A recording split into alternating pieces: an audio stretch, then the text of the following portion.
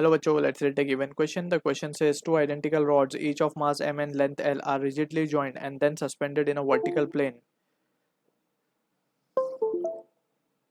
so as to oscillate freely about an axis normal to the plane of paper passing through S, that is point of suspension. We need to find the time period of such a small oscillation. So इस question में we need to understand about the concept of physical pendulum. So physical pendulum की जब हम बात करते हैं, so basically let's say we have a body and this body has been hinged at this point. ठीक है, तो यहाँ पे when it is been released, so when it comes in equilibrium position या फिर rest we can say, so इसका जो center of mass होगा body का that will lie below the hinge point and let's say distance at d and let's suppose the body has mass m, so we can say from here the time period of this body of oscillation is given by the expression 2 pi under root I of hinge divided by mgd. ठीक है, तो this is the important expression for simple pendulum that we need to keep in mind. अब using this result we will try to analyze the situation given. So let's suppose this is our rod 1, this is our rod 2. तो सबसे पहले हम moment of inertia of system about point S calculate करते हैं या about hinge कह सकते हैं इसको. So it will be due to 1 due to 2.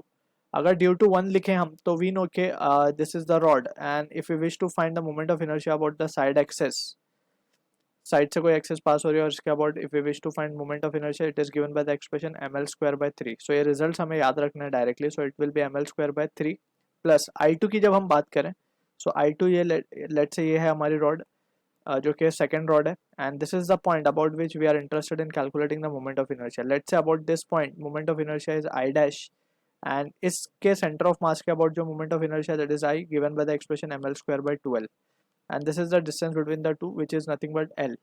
सो यहाँ पे by using parallel axis theorem we can say जो I डैश होगा, I डैश को हम क्या लिख पाएंगे by parallel axis theorem, it is I plus m into distance का square. So this is the parallel axis theorem. यहाँ पे हम लिख देते हैं as a note I dash को we can write it as to be I plus ml²/12 and I has to be ICOM, that is passing through center of mass. so ये result आएगा हमारे पास यहाँ पे. so finally if we solve this value IC को हम ml²/12 substitute करेंगे यहाँ पे, तो on further simplification the result comes out to be 17 ml²/12. so ये मिल गया हमें moment of inertia of the system.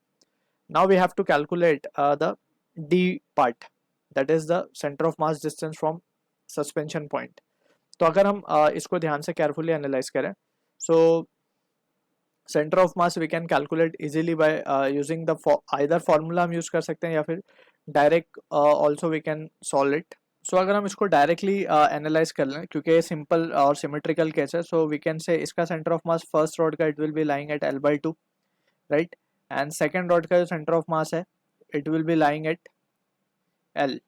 ठीक है, but we want the combination of the two right. So इन दोनों का कॉम्बिनेशन अगर हम मान ले कि फर्स्ट रॉड जो है उसका पूरा मास यहाँ पे कॉन्सेंट्रेटेड है एंड सेकेंड जो रॉड है उसका पूरा मास यहाँ पे कॉन्सेंट्रेटेड है, तो वी कैन से पूरे सिस्टम का जो मास होगा वो centre of mass will be at the distance L/4 from here.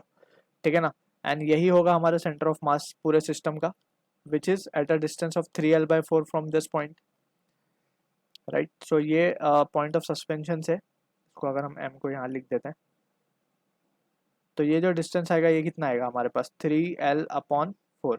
So directly we can substitute the value as 3L/4 right. So now just हमें वैल्यू सब्सटीट्यूट करनी होंगी. सो t को हम क्या लिखेंगे 2 pi under root of I hinge हमें मिला है 17 ml²/12 divided by m. m यहाँ पे आएगा 2m क्योंकि दो रॉड है इंटू g इंटू d की बात अगर हम करें so it is 3L/4. ठीक है, so on simplification we can say therefore t की value comes out to be एक m से एक m कैंसिल, एक l से एक l कैंसिल एंड यहाँ पे we can see 17 under root of 2 pi under root 17 L/18 G. so this is the answer to the question we are getting. I hope you understood the solution. All the best.